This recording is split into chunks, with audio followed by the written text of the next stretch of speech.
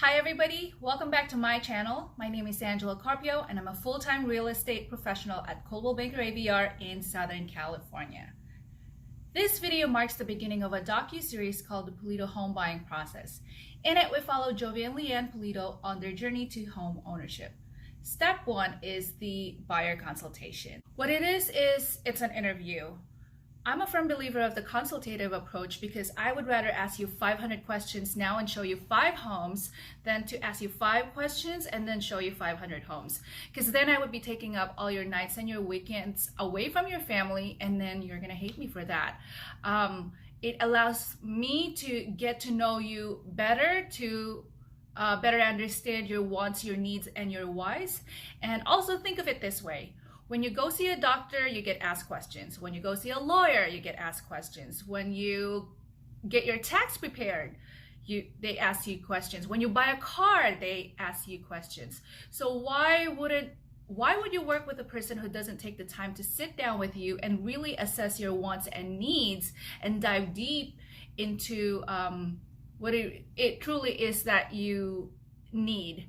And another thing is it allows you to ask the necessary questions to figure out if we are someone that you want to work with, to make sure that we're someone that you're comfortable working with one, if not the biggest investment you will ever make in your entire life. I usually start the interview with agency disclosure. Whenever a real estate agent enters into a discussion with regards to real estate, you should from the get-go understand what type of representation you wish to have with that agent. Also, it is required by the state of California that we do agency disclosure prior to speaking with anyone with regards to real estate. So there are 3 types of agency. The first one is the seller's agent. So if an agent is working for a seller exclusively, they're a seller agent. Buyer's agent is when an agent is working only for the buyer, and dual agency, which is when, for example, I'm representing the buyer and the seller at the same time in a transaction. Another way that it's a dual agency is if I'm representing the buyer and then someone under the same broker license from my office is representing the other party in the transaction. Those are the 3 types of agency. With regards to Jovi and Leanne, I am a buyer's agent. Now, had they made an offer on a listing that is listed by one of my colleagues under the same office, then it would have been a dual agency for myself and the other agent. And then after that, I talk about the brand, I talk about Coldwell Banker and myself. I talk about my vision, mission, and values. I don't take a lot of time talking much about the company and myself because the purpose of the interview is to focus more on your wants and needs. And let's face it, you don't want to hear me go on and on and on about myself, do you? Quick background about Jovi and Leanne. They are my buyers from San Diego, California. They're actually a referral from a previous client, so it's always nice whenever I get referred by a previous client because then I know that I'm doing just fine. But anyway, they were renting for $24.50, and they just made a conscious decision that, hey, you know what, if we're gonna pay that much for rent, we might as well own our home. San Diego homes price tag is a little bit higher for the kind of home that they wanted, so which is why they wanted to move to Temecula.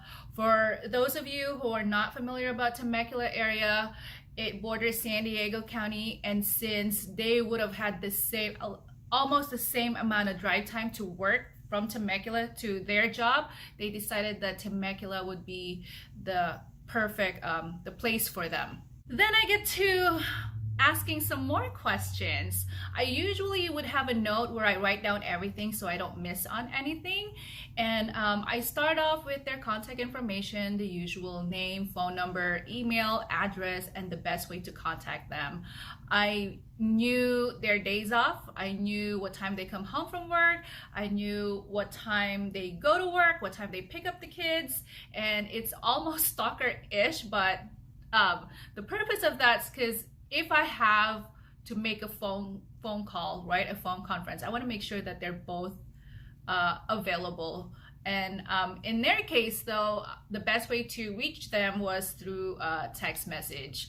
I usually do group text messages to my clients if there are more than one buyer, so that way we're all on the same page.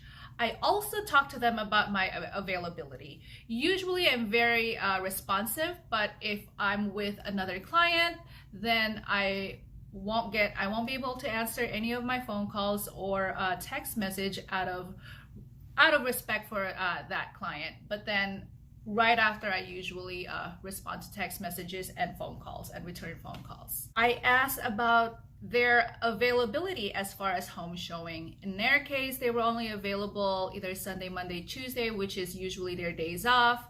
At the time, the market was pretty slow, so it didn't really matter.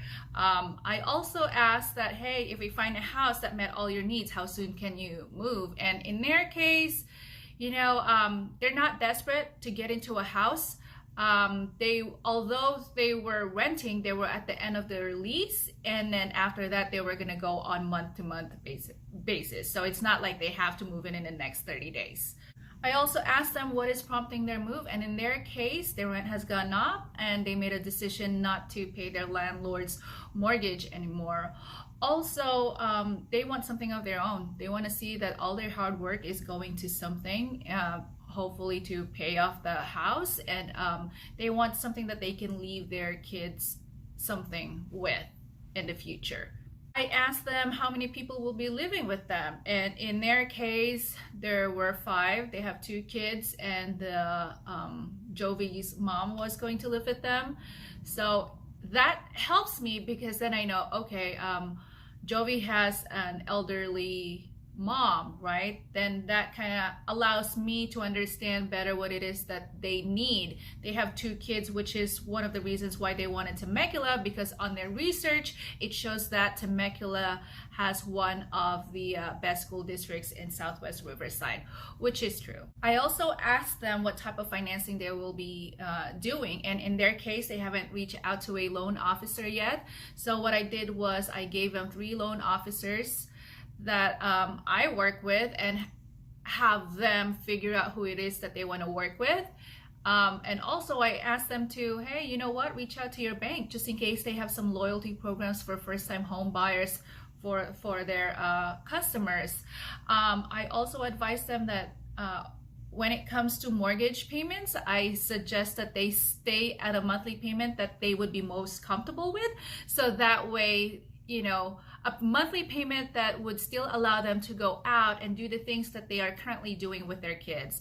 Because I do want to get you into a house, but I don't want you to be house poor. I asked them who's involved in the decision making, and in their case, it's just Jovi and Leanne. Then we do what I call a dream home exercise, where I have them write down all the things that they want in the house, and then after they're done with that, I have them mark the ones that they absolutely must have, right?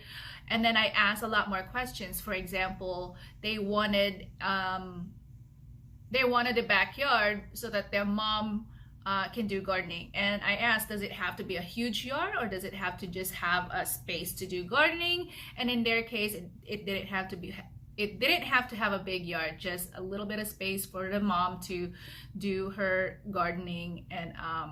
And also they wanted a single story. Now I asked more questions and to figure out why do they want single story, right? Because I really do believe that buyers buy on their whys more than they do on what they want and need. For example, when they said that, oh, it has to be a single story, and I asked them, why is that?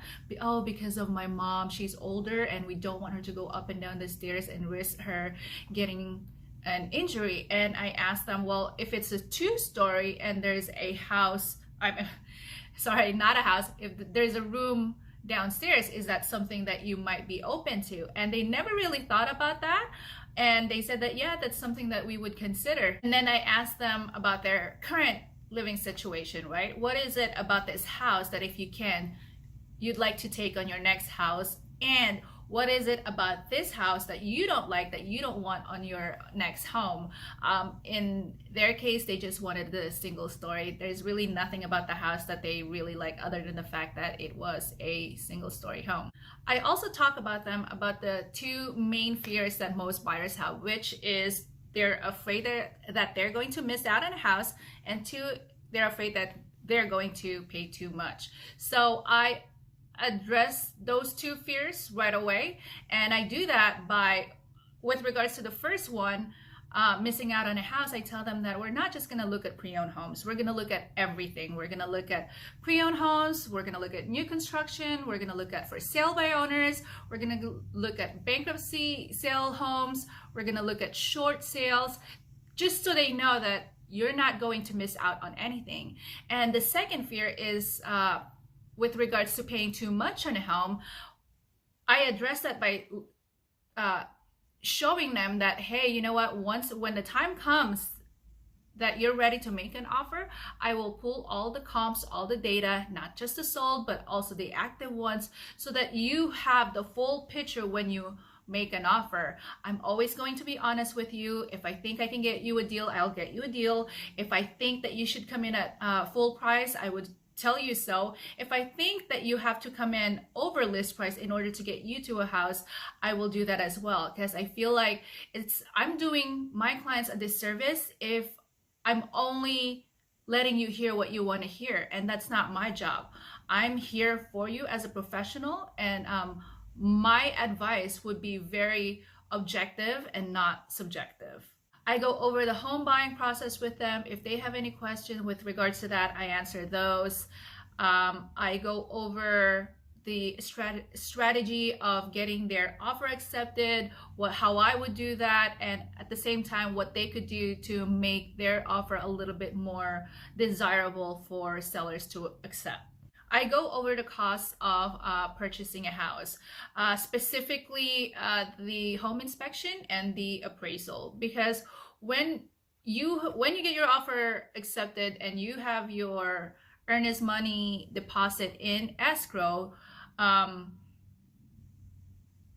money is protected, right? But let's say you do your home inspection and you decided that and you found out that, hey, you know what, there's a leak in the roof, the floor needs to be redone, this is going to cost too much for me to repair, I don't want to move forward with this house, right? Your money, your deposit is protected, but the home inspector still did their job, so that's an out-of-pocket cost. Another thing is the appraisal.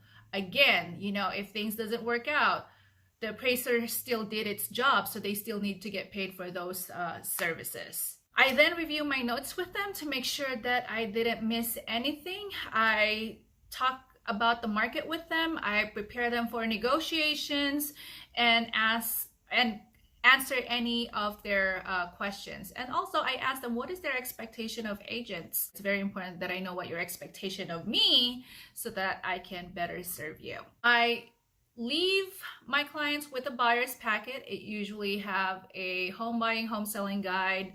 It has a moving guide. It has the contracts and addendums, which I implore them to please review them so that when the time comes, you know exactly what you're signing. Either way, whether you review it or not, whenever I send you a document for signature, I always pick up the phone and explain what that document is. At the end of the consultation, I will bring out the buyer representation form. I usually just give them a copy for review and let them know that this is a buyer representation form. Read through it. I understand that you can't, you're not going to sign anything right now, that's fine. But when we go look at homes, the third home that I show you, you should have a pretty good idea whether I'm someone you want to work with or not, because I am taking time out of my work away from my family. So I just ask for a little bit of loyalty. I would hate to show you a house and have your cousin write the offer. I only ask for the same respect. And that's it. That's the end of the consultation. And if you or someone you know is looking to own, sell, or invest in real estate, please give me a call, 619-228-5034. Thank you and have a great day. Oh, and consider liking, subscribing, and sharing this video if you find it helpful. Have a great day. Bye.